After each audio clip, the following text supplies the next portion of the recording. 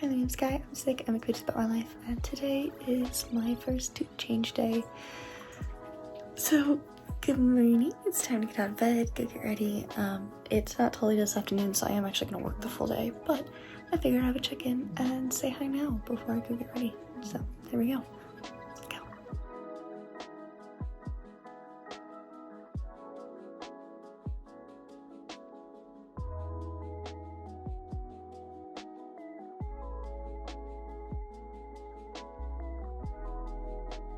I left a few minutes late, which would be totally fine except for the fact that I totally forgot I had to get gas, so here's hoping I make it to the gas station before I run out of gas, because that wouldn't be ideal.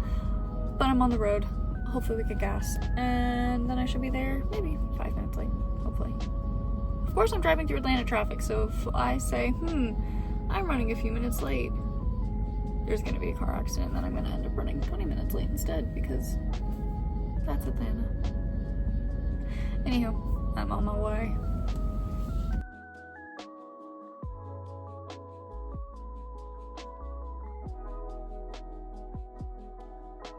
Okay, he's going to go double check the size, but because this is just a bumper, he told me that they're just going to pull it out, so that's gonna be painful, but then the next one's gonna have a balloon, so that won't be painful.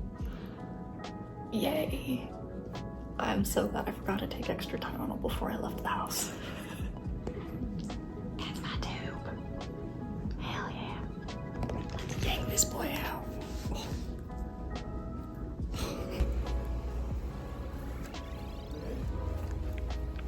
Hello. That was rough. Ow.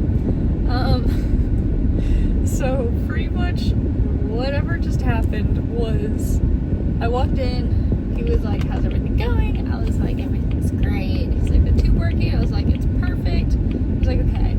I was like, I would just really appreciate if we could do, like, if you could change it today, because we just talked about it in messages. He's like, yeah, I'll just do it at the next appointment. So this wasn't like an explicit tube change appointment. It was the follow-up appointment, and he just was going to do it at the, and he was just going to do it at the follow-up appointment. Like, that was just what he was going to do anyways. So, he starts getting everything ready, and then he goes, okay, it's gonna be painful. Like, are you gonna be brave enough for it? I have to, like, yank it out. And I was like, yeah, we can. That'll be great. It'll be fine.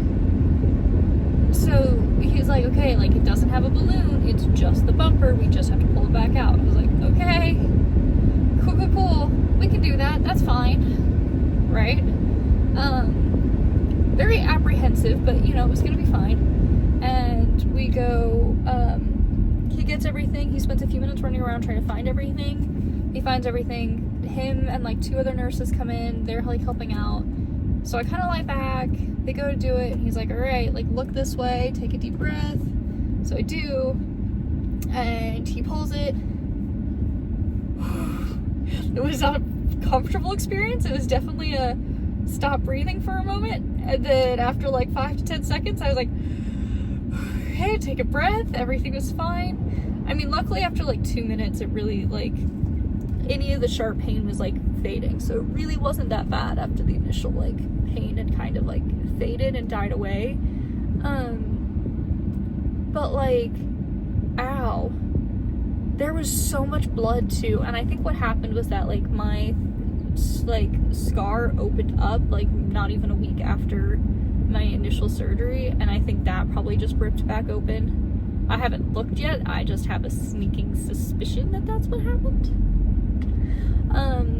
But that's fine. So we'll take a look when we get home. But I got the Mickey button. Very nice. Very excited. He thinks it's too small, so I have ordered the next size up, so it might just be tight. I don't actually have an issue with it so far. Like, I feel just fine, except everything does hurt. And I think that's just because everything hurts. Because literally after he did it, the nurse was like, wow, I've never actually seen the inside part of one of these tubes. And I was like, oh? And I'm sure I must have had a questioning face, because the doctor was then like, yeah, most of my office staff hasn't ever seen these tubes, because most patients, when we're changing this tube out, we sedate them. And I was just like, oh, did you tell me this afterwards? And I'm sure the face I made had some visual reading of, you have the audacity to tell me this now?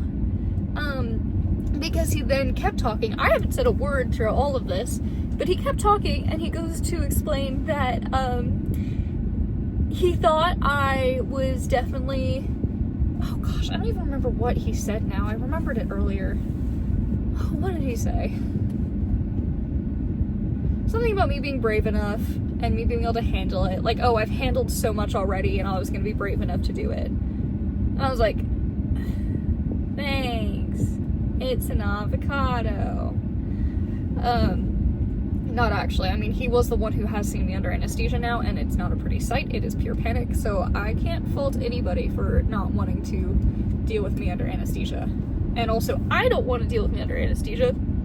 I would have still picked to do it without anesthesia had I known. But it's really funny that I think he has such a good read on me, and it scares me because it always startles me when he reads me exactly correctly like this. And I'm like, how did you even know that this was the fine option and that it was better to actually not tell me that most patients are sedated for this, so that I don't freak out at all about it ahead of time, and then you do it and then you tell me later? Like, what? Anyways, so that happened. It bled a lot. They put gauze on it. They gave me a little container. I'll have to show you when I'm home. It has a new syringe. It has 2 extensions for it. I was really worried they were going to give me a tiny tube and nothing to do anything with it, because I've had a really bad track record of people putting devices in my body and then not giving me the supplies that I need for them. Check out my port videos in case you're wondering what that's about.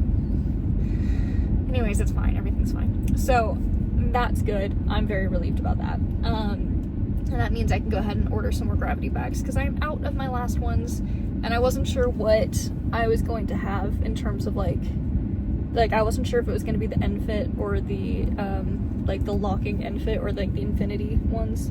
So I needed to wait to see what I was going to have before I ordered more supplies myself, because I've kind of been ordering some. I'll give you guys a full story on getting supplies set up because it's been another mess. I don't know why I have bad luck here, but it's fine. Why is it so sunny? But yeah, so now I'm in pain. Luckily, the worst of the pain was like the first like 2 minutes, and it kind of faded and got better. Now I'm just like sore, but it's like nothing in comparison to like actually having it done. And obviously I don't have like any pain management in my system because I didn't even think about that being something I was going to need. So I didn't do it. So luckily I'm doing okay. I will probably take Tylenol once we get home. There's my wheelchair wheels. And then I'm gonna curl up on the couch and probably just do some hand sewing for the rest of the night while we watch TV. And my roommates make dinner and do the dishes, so that's my plan. Although unfortunately I do have to pack, and I'm leaving to go to Savannah at 5 a.m. tomorrow. It's fine, don't worry about it. It'll be great.